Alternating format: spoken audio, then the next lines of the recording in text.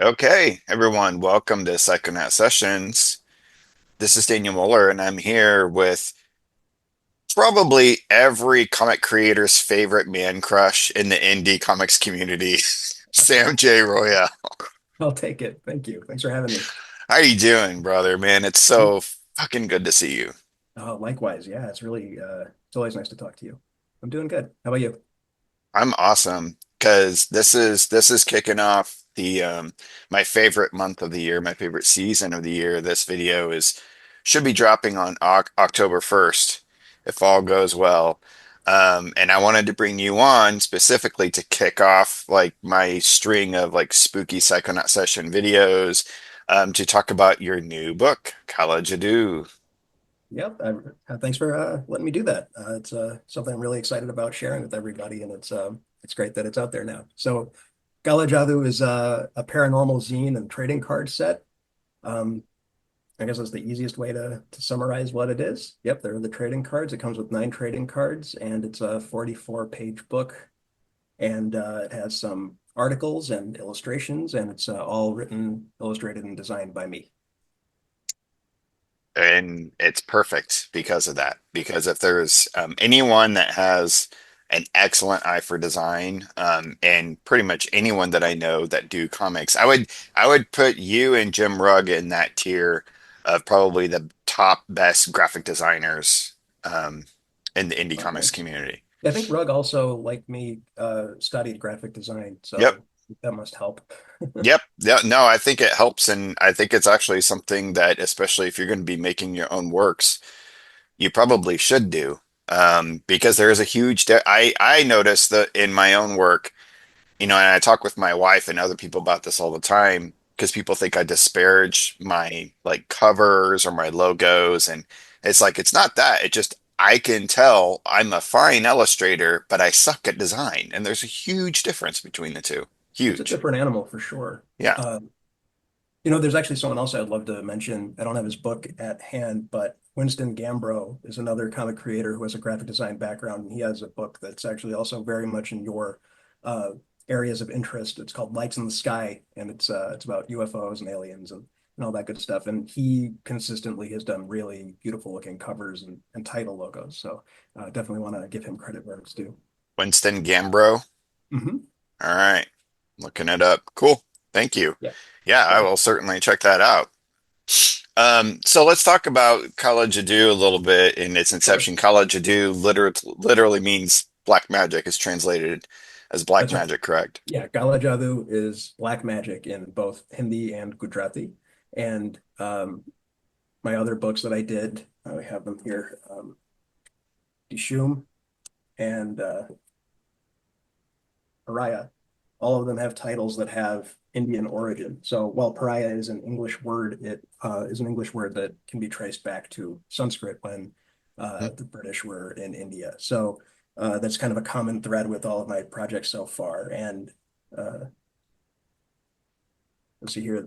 So Dishum has an overlapping pair of O's, and Gala Jadoo has the exact same overlapping O's. So Yep. it's just another little Yep. common thread between projects Yep. to help establish that Sam J. Royale brand. Hell yeah. So where did the for you, let's kind of talk through the content. I mean, I've had you on the channel before. Yeah. Anybody who's watching this should know that the amazing comics creator that you are Thanks. and how much you're admired. But have talked extensively, I think even a couple of times, because we've had a couple of sessions, um, very much into the supernatural, very much into Yeah. just weird paranormal phenomenon, which is why I think that we both get along fairly well. Where Absolutely. did the strain, the inspiration to bring together these concepts in this particular way, stepping away from comics a little bit, but still Mhm. keeping in that vein? I think it's because I think a lot of people they have a very clear idea of exactly what they want to do with one thing or maybe two things. Like they're content saying, "I'm a comic creator," or "I'm a comic artist," or "I'm, a singer," or whatever. And I just never like putting a label on myself. That's why my books have like a long string of like written, illustrated, designed, because I kind of want to dabble in everything if I can. And so there's nothing wrong with being a comic creator. I'm very proud of making comics and I love reading them. And I have a lot of admiration for the art form and the medium. But I also feel like once you put that label, any label, it's like handcuffs, you know? And so I thought, well, let me try to show that I also write. And even though I've written all my own comics, I don't think people might necessarily think of me as a writer. So here, if you have a full-on article where it's mostly words and there's like a picture or two to support those words, uh, it lets me play in a different arena in that way. I don't remember exactly what kicked off this project or why I had to do it. It was a couple years ago. I just remembered not being able to get it out of my head. And so I just doodled the logo in my sketchbook over and over and over again, slowly refining it. And my wife, Neha, she's very much involved with a lot of the projects I do. And I remember being a little hesitant to even tell her I had this idea for a paranormal zine because like I was afraid she'd say like, oh, but what about your comics? Like you still need like Dishoom 3 to come out. You still have the next Pariah to do. You have all these things. Like, why would you branch out into another thing? And so I just like kept it quiet and slowly chipped away at the articles. And then when I told her, she was fine with it and thought it was cool. But yeah, that's pretty much where that came from. And because of our common interests, you and I, I'm sure you're very familiar with John Keel and the Mothman prophecies and all of that. John Keel is one of my favorite paranormal authors, and excuse me, he his first book that he ever did was called Jadoo, which means magic. And it was about him studying street magicians in India. It was about other things too. He also studied a devil worshipping cult, and he went hunting for the abominable snowman at the end of that book. But yeah, I and so It's like like as an amateur admirer, anthropology. yeah, exactly. Yeah, so as an admirer of his work, I thought it would be cool to just continue in that tradition of having the word Jadoo in the title. And here's more overlap. One of the covers that got published for Jadoo was illustrated by Jeffrey Catherine Jones, one of my all-time favorite artists. So that was really cool to see too. It was a total coincidence because I was familiar with Keel long before I was familiar with Jones, and it was nice to see those worlds collide. Um, Yeah. and Yeah, this is actually something you and I talked about before when we weren't recording. I don't know if you remember, it was maybe like 2 years ago, but it was um, it was about the terms like black magic and white magic and what those potentially could mean. And there's a paranormal author and podcaster named John E.L. Tenney, who I listened to a lot of interviews of his and podcasts of his and read a bunch by him. So I don't remember exactly where he said this, but I remember hearing him say once uh, that the labels of white magic and black magic were problematic because practices that had non-Western origin were labeled by Westerners as black to assign a negative morality. And I'm not entirely sure if that's historically accurate, but it's something that really resonated with me. So calling my book Kala Jadoo or Black Magic is kind of my way of reclaiming that with pride. Um, it's kind of a tongue-in-cheek title because I don't think there's really anything particularly evil about the work. No. So Yeah. if anyone has any concerns about that, I don't think you need to.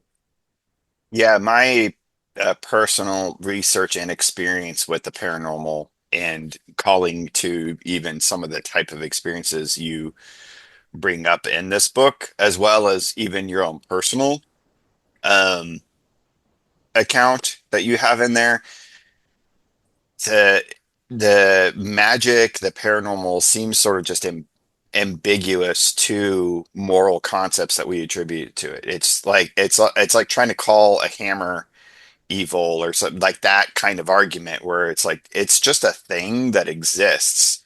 And so is it good? Is it bad? Like that really depends upon the person and how that magic is channeled. I think that's probably what Tinny was talking about and where I kind of take that concept. So good for That you makes for sense. reclaiming it. Oh, sure. And I guess it kind of ties into what we were talking about just a second ago with labels and titles and all of that. So it's like once we start labeling it white or black or whatever, it's kind of maybe limiting it in some way. Maybe it's something much broader and we should stay away from any labels, I guess. But we're stuck. We have to label things. Yeah. Yeah, Keel talks about that a little bit. I'm not sure about Jadoo because I haven't read Jadoo, which I'm going to. It's on my list. But another author slash investigative journalist, kind of a mythologist, Patrick Harper, he kind of Yeah, took off with Keel's work a little bit. I think he's kind of like, the predecessor to that type of work. And he talks about the magic and paranormal in very much that way, in the sense that it's ambiguous to human nature in general, which is why any attempts to try to define it always end up seeming kind of trite, and sometimes even foolish, especially when we try to capture it by scientific means, which is why he explains we can never quite get that picture of a ghost.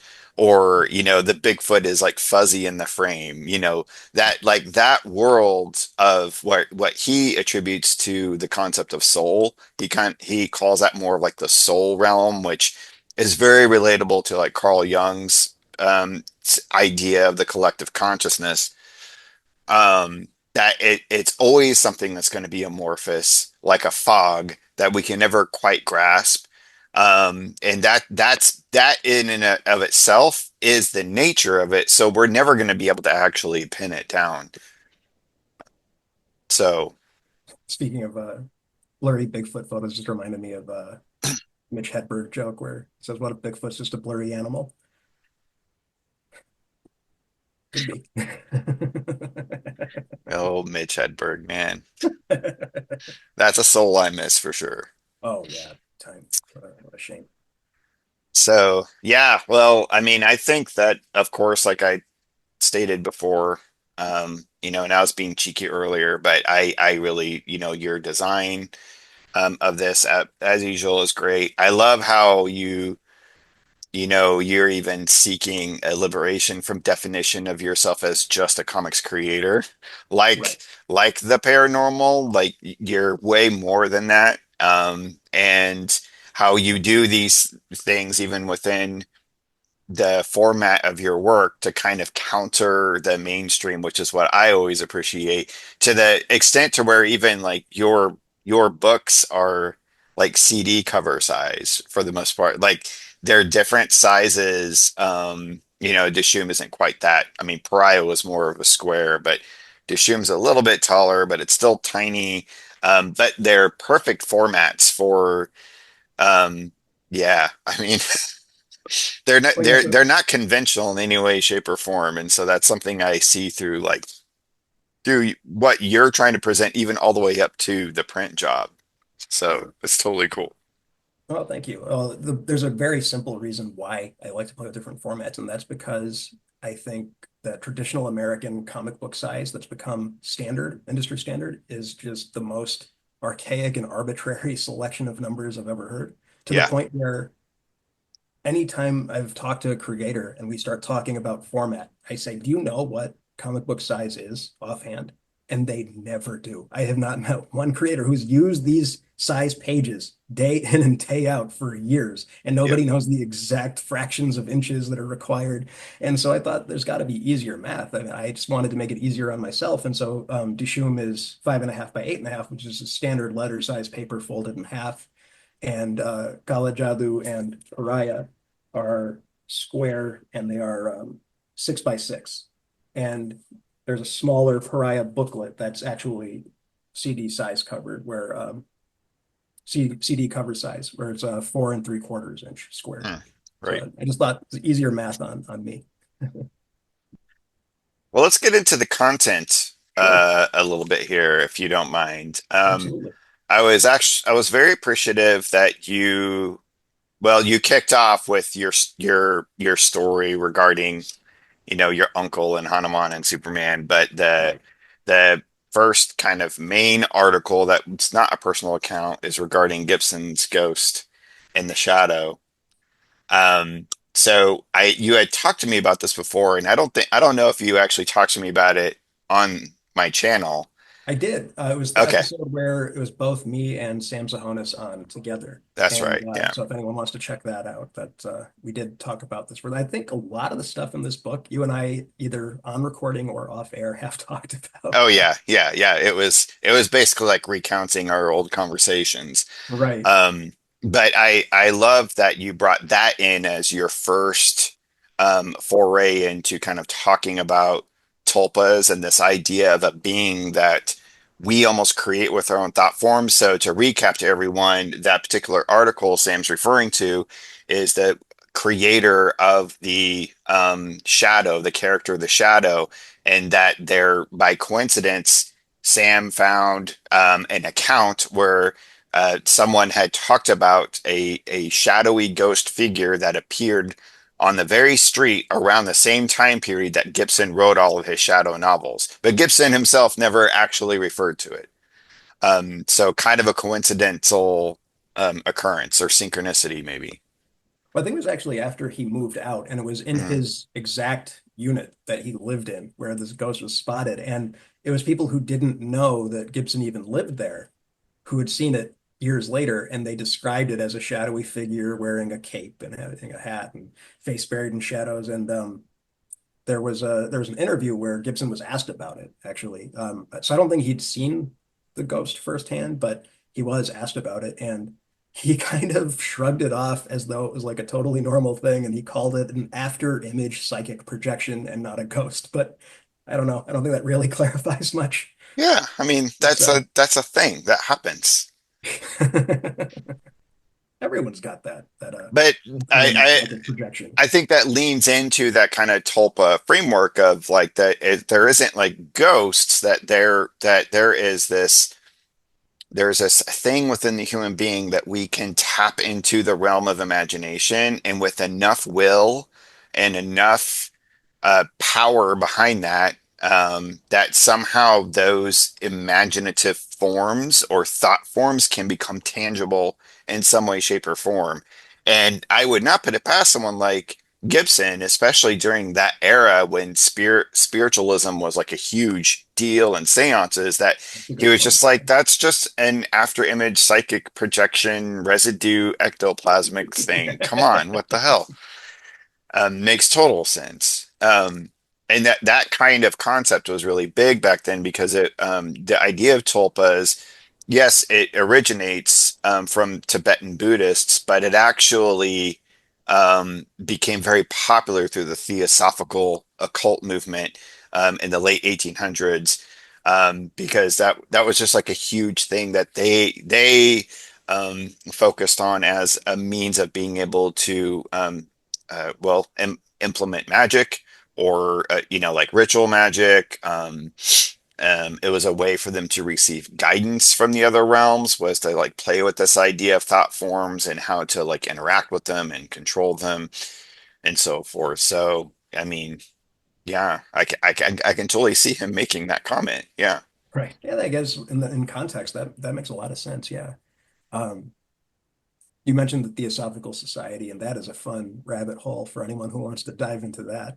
Hmm. It's really interesting to see how much impact it had on so much of culture at the time, and now it has been forgotten about, but its legacy is still there. So there were a lot of artists like Pete Mondrian and Hilma Klint and even L. Frank Baum did The Wizard of Oz. He had ties to the Theosophical Society, and a lot of those ideas and philosophies kind of wormed their way into those works, and we still cherish those works, but don't talk about its origins, which is just interesting to see.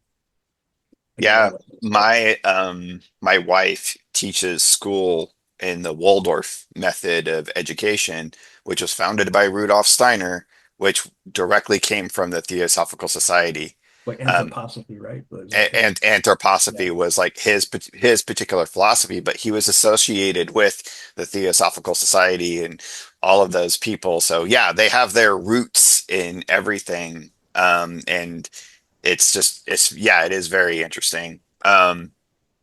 So yeah, anybody wants to do research on the Theosophical Society, Madame Blavatsky, I believe, was one of the primary founders.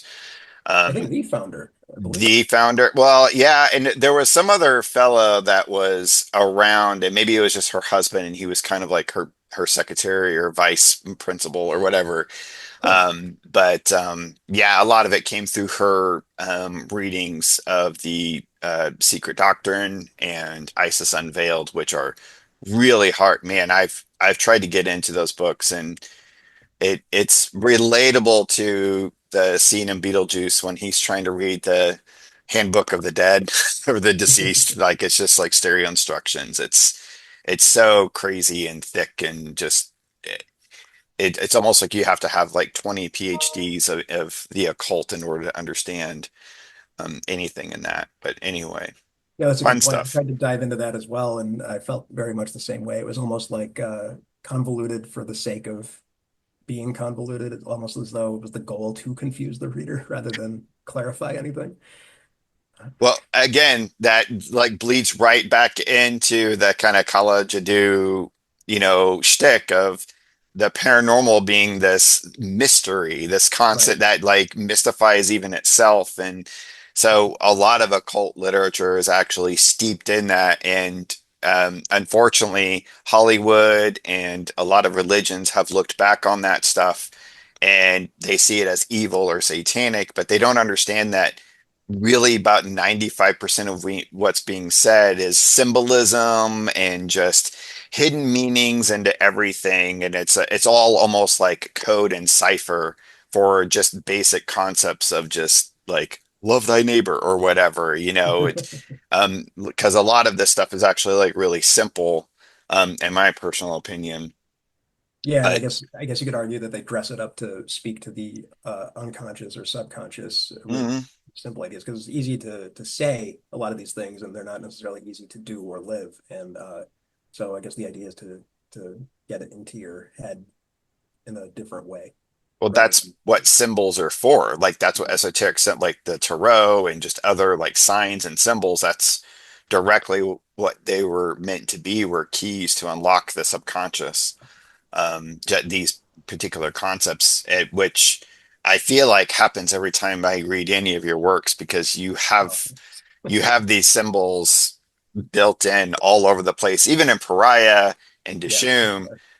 It's almost like I know when I sit down to read Sam J. Royale, I need to be sitting down and making sure that I got nothing planned for a little bit, nothing, no heavy machinery I need to operate because I very much try to like, tap into those kinds of realms and I, I, I open myself into feeling like fiction even is one of those kind of keys that we can unlock, which is why I brought up the Gibson conversation because there have been cases of different authors throughout history that have claimed to have met or interacted with other beings, or even specifically beings that manifested through their fiction.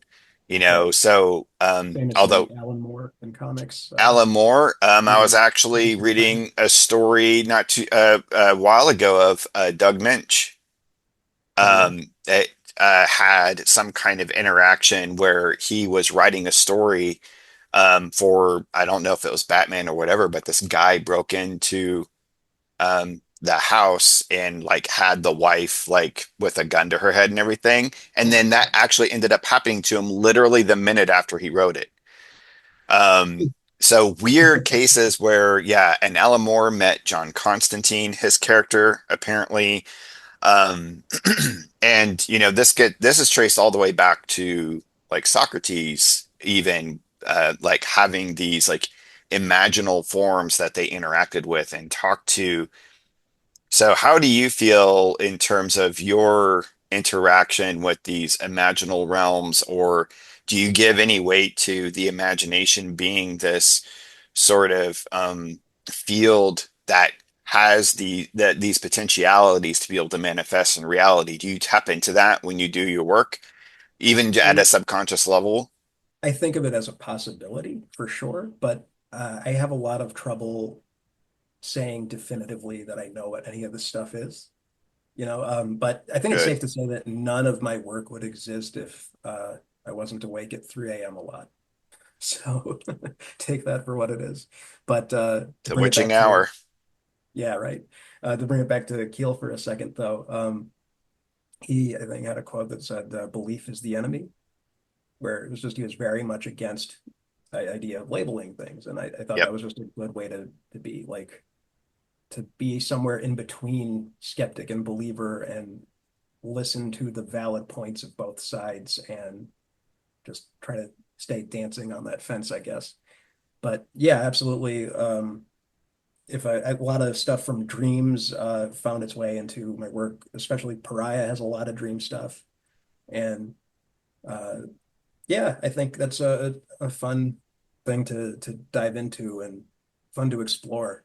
A lot of times, like I don't know where the story is going to head, and it finds its own way or feels like it's writing itself. And so sometimes it feels like you are tapping into something. It's not necessarily coming from you. You're just the messenger. Yeah. Yeah, I just had an experience of that in my writing this past weekend. It felt like I had this huge screw up that I thought I had screwed everything up, and after toiling with it all week and found out like, oh wait, these characters are actually fucking rewriting this whole thing. And I just had to kind of follow that tear of just like, okay, they know what's best. I mean, they're the ones living the story, whether I literally believe that. And I think that's what Keel's touching on. And Patrick Harper talks about that as well, that it is trying to literalize this stuff is what kills it and kills the magic of it, which is Right. why it must always be kind of treated like poetry in a way where, like you said, always be on the fence. Don't ever stick with one belief about it. Don't ever try to be like, okay, well, now I'm going to sit and call in the field of imagination. Like, no, you just do you and you just open to whatever. And as long as Sam J. Royale is Sam J. Royale, like it just happens. And that's actually like more great and beautiful than if people were deliberately trying to like, well, I'm going to contact these entities and blah blah blah blah. Or at least I think it's more interesting. Yeah, like once people try to make it into a recipe or a formula, or even to keep it to works of fiction, where whenever they're dealing with some kind of paranormal or supernatural subject in a book or a movie, and they have very clearly defined rules, I check out. Yep. I'm just like, well, wait, what? Why? How can you act like you have a solid grasp on any of this stuff? Yeah. Um, so I just have a lot of trouble enjoying the works when they are too concretized or too literal. Um, William Blake said once, who himself believed imagination was basically God, like all like that was the source of God and what God was, said something to the effect that imagination is not a state, it is human existence itself. So like human existence is frail, it's chaotic, it's fucked up. There's no we have tried to, like we talked earlier, we try to ascribe moralities and rules to things, but human existence is just fucking crazy. There's no real rule book out there on how it all works and how this works. And that's kind of like that's imagination too. Imagination just is, it somehow comes in. Sometimes we have to pull hard for it. Sometimes it's just pouring at us at 3 a.m. Um, so to kind of treat it like that and not a state of being, like it's this thing to reach, but just to treat it as a part of life itself just makes a lot of sense to me. I think William Blake was very, very wise in the esoteric arts for Oh yeah, sure.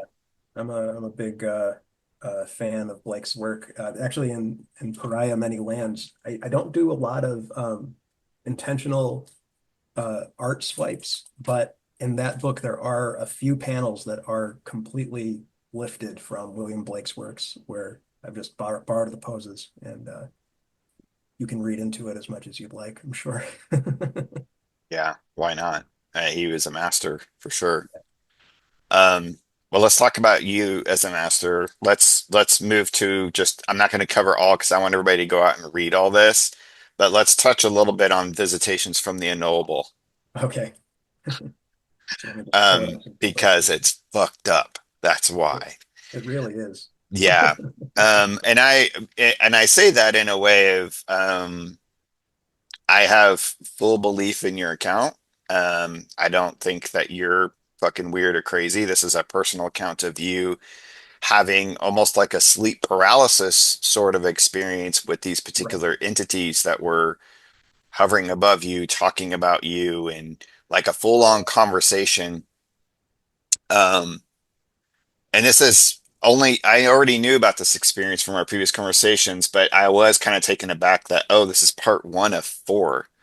Yeah, so when I was on your show with the other Sam Sahonis, I just read an excerpt from the full article, and I thought it would be better to break this into four parts. Because there were a few other experiences, but this first one is the most vivid and the most upsetting to me. Um, Basically, just to give your viewers a little more context, what happened was in 2009, I had moved into my own apartment for the first time, and like 2 weeks into living on my own, I was visited by a tall hat man and a hag, and I was getting choked out in the middle of the night. And I still don't know exactly what that is or what happened, but I always tell people that if I was going to trust my senses, sight and touch and sound and all that, I'm as sure as them being in the room with me as I am that this cup is in my hand. And so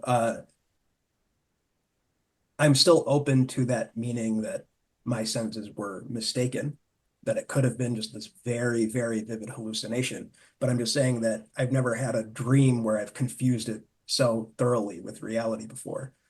And I've had a lot of vivid dreams, but I know they're dreams. This one was something different. And also it was in 2009 and it was in this apartment in rural Pennsylvania. And I've had a few experiences in that apartment. And after leaving, I've never really had anything quite so concrete happen. So it was just an interesting thing. Yeah. Um, and again, it sounds like this like very terrifying experience, which obviously it was for you, but at the Mhm. same time, to go back to our common thread here, was it evil? Do we know that it was evil? Like, I can imagine numerous people probably, especially people from, probably like both your and I's background in term of like our parents or grandparents, if somebody had an experience like that, they would just immediately be going to a priest or whatever and like, oh my God, and like just completely terrified that the devil was after them. But what was your response to that? Well, I went through a lot after that happened where I was under the impression that maybe the apartment was haunted. I thought maybe I was going crazy. I thought a lot of things. And now that there's some distance from it, it's 2024 now, and this happened in 2009. One of the articles in the book is called Broad Hats and Broader Speculation. And basically, the gist of that is I explore the possibility of it being maybe even a positive experience that I just didn't understand at the time. Uh, yeah, basically the only like solid answer I can give about any of this stuff is I don't know. It's a lot of what ifs and maybes, and it could be this, it could be that, but um, I don't want to put a clear label on anything. Yeah, I get you. Has this has this been this experience? I'm just gonna guess has been like a driver of your interest in Um, this, or has there been any other kind of lessons that have come out of this experience for you? And like, what do you take from all this going into your life? well, Especially just being like a normal guy, right? With right. wife and family. Well, what's kind of funny is when it happened, I was actually going through a pretty big phase of skepticism. And I had people in my life who believed in ghosts and all these different paranormal and supernatural things. And I would be the one be like, oh, that's BS. That didn't happen. That's not real. And then, I got I got a little taste for myself. So it was definitely kind of a wake-up call. I mean, these are things that I was interested in as a kid, but I just thought they were interesting. I didn't think there was necessarily any basis in reality, and not until I really experienced it firsthand. But I remember that when I told you on your show about this visitation, you told us that you also had seen a hag, an old hag, and it was one of your oldest memories of seeing this old hag face, and that really freaked me out to hear about. What was your take on that experience? I don't know either. I was actually just scripting out that experience to redraw it in comic form just this past month. Nice. Interestingly enough that you bring that up. And when this came in the mail and I read it, I was like reminded of that again. It was like right there, but for viewers, and I think it's recounted briefly in one of my books, like my regular books, not my comics. But that's it's actually my first memory ever. It's my first memory in life. And my first memory is waking up from a nap. I'm about 4 years old, and I go out into the living room, and my whole family is there. And there's like a bay window, and on the other side of the bay window is this old hag, not as um, dissimilar, not too dissimilar from what you have depicted here. Although I do think she might have had a hat on. Oh, Um, interesting.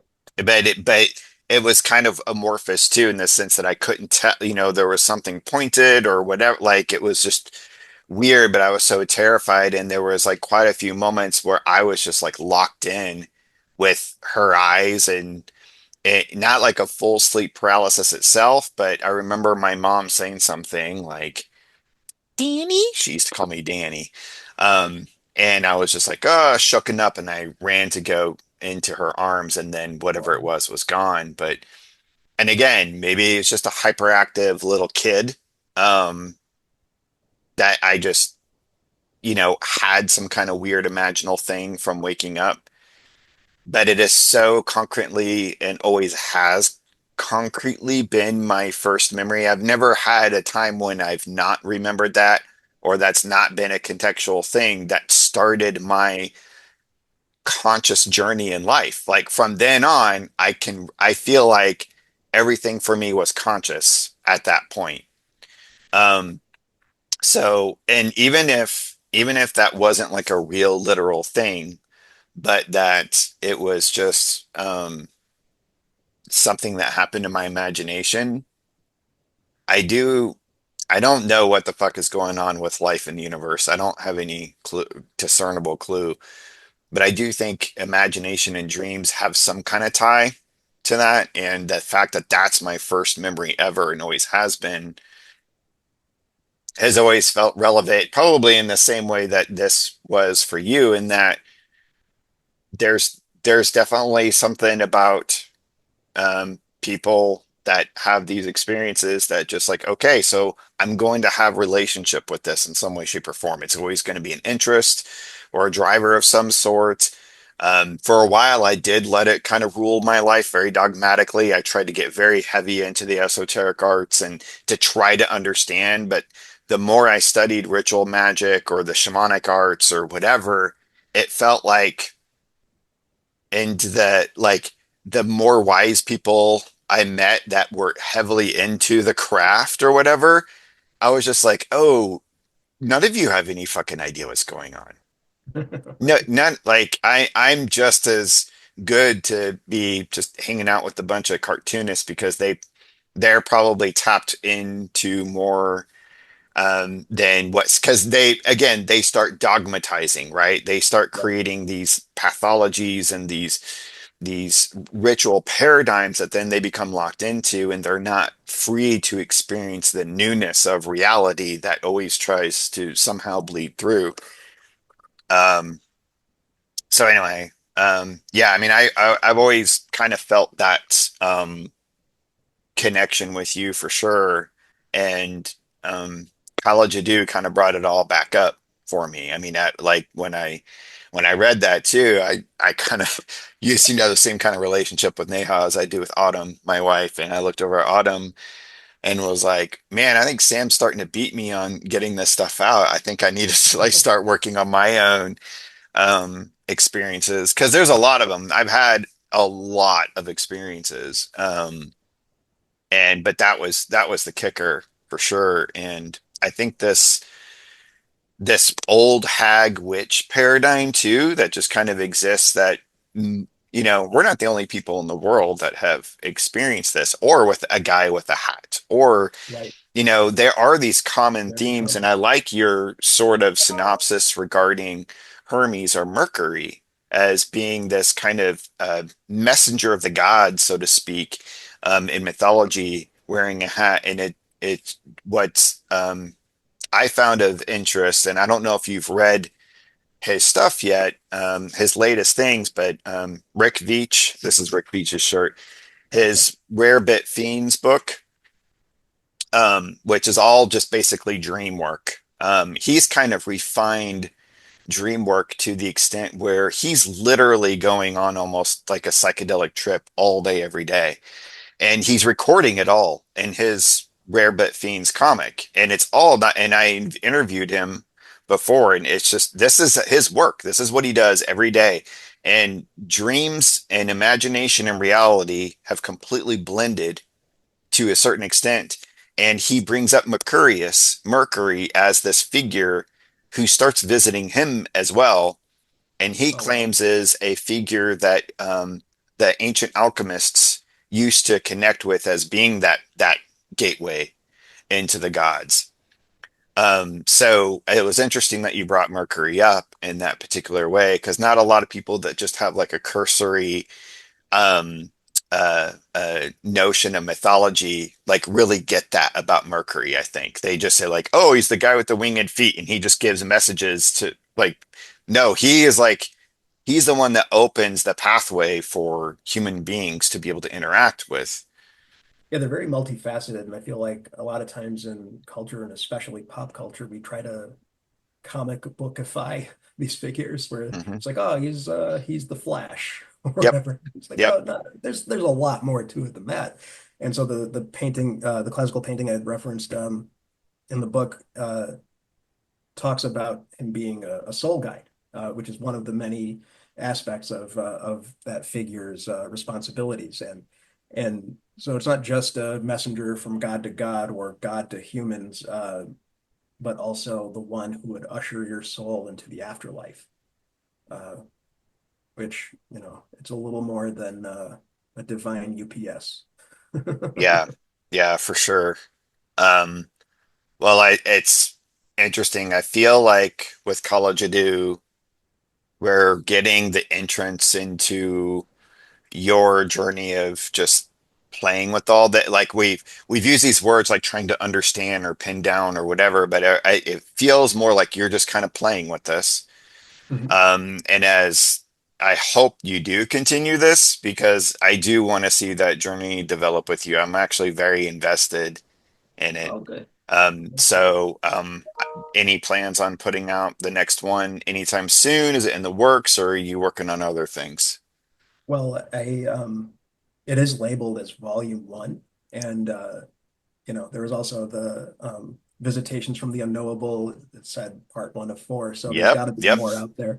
please. Um, I just don't know exactly when, but it's all coming. The other thing is, I wanted this to come with 9 trading cards, but that's a pared down list. I have more paintings already completed, and I have Nice. a lot more planned in the future. With the trading cards, it was almost a happy accident with that, where I had been thinking about this Gala Jadoo zine for a couple years now, and slowly been writing the articles for it on my phone as Google Docs while I was laying in bed at night, and then doing the painting stuff during the waking hours. And then it was April of this year where I just like fell down the rabbit hole of those 90s Marvel Masterpieces trading cards and looking at all those things where the first series was Joe Jusko doing 100 paintings himself, and then Yeah, yeah, Dave DeVries, who you don't see a lot in comics, but he had all those beautiful paintings, and then Bill Sienkiewicz, who everybody loves, and of course you should love Bill Sienkiewicz, and then yep. Julie Bell. And so I just like got really into that, and I thought, why not? Why not have Kala Jadoo trading cards too? And then once I had that thought, I couldn't let go of it. So I came up with the whole system where it's like, oh, I got to find out, like, make a list of all the figures that I potentially will paint and who has the longest name or title. And then I've got to fit that on there first and then fit all the smaller ones after the fact. And so it's like kind of a graphic design challenge that way. But a big part of why I think the trading card idea resonated with me so much is because I have four nephews and they are in the age range of 6 to 10, and all four of them are obsessed with this idea of the trading cards. Like, I don't think they are particularly into reading the book because it's not exactly inappropriate. It's just that the wording is a little more sophisticated for maybe a 7 or 8 year old. But um, the pictures they can get into, and they love hearing the stories. And it's really cool to see where you show them the pictures and you tell them the story, and you can see all the wheels turning behind their eyes, where they're just like, whoa, really? This happened, or this might have happened? And then you ask them their opinion. Well, what do you think? Do you think the person who experienced this was mistaken, or do you think what do you? And they all have different ideas about different stories, and Yeah. it's really fun to get their insight on that, and just to watch them discover this thing as a possibility for the first time. That is cool. Really It is cool to see kids actually interact with this stuff that like we enjoyed as kids, and absolutely. um, it's that's really cool. And this is a really cool idea. It's a fun. I mean, it's more than a gimmick because this is like these are works of art. You're Oh, known for your style of painting and coloring, so.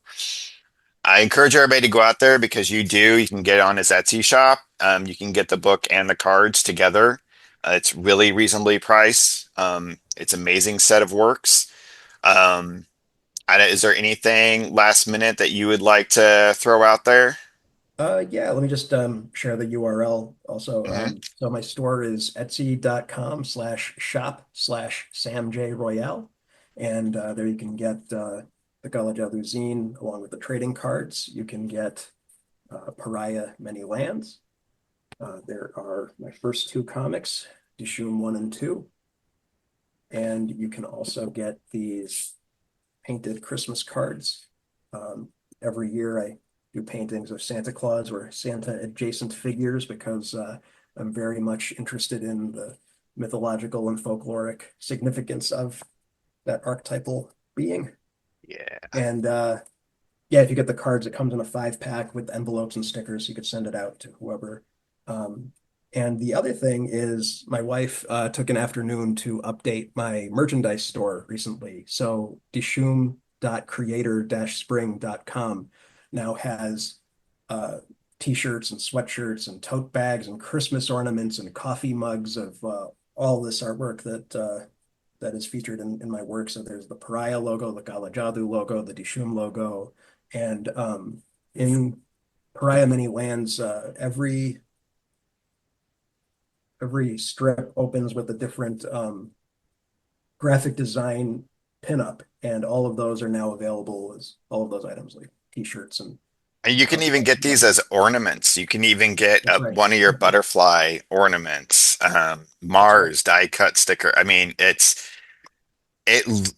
every single bit of it looks amazing too because of your ability to generate awesome images and designs. So yeah, there's a lot of stuff out here. It's really cool. But big credit to my wife for setting all of that up. And the big irony of it is, while we have Christmas ornaments available, I don't have any Santa ones yet, so we still have to upload those. But there will be Santa themed Christmas ornaments soon.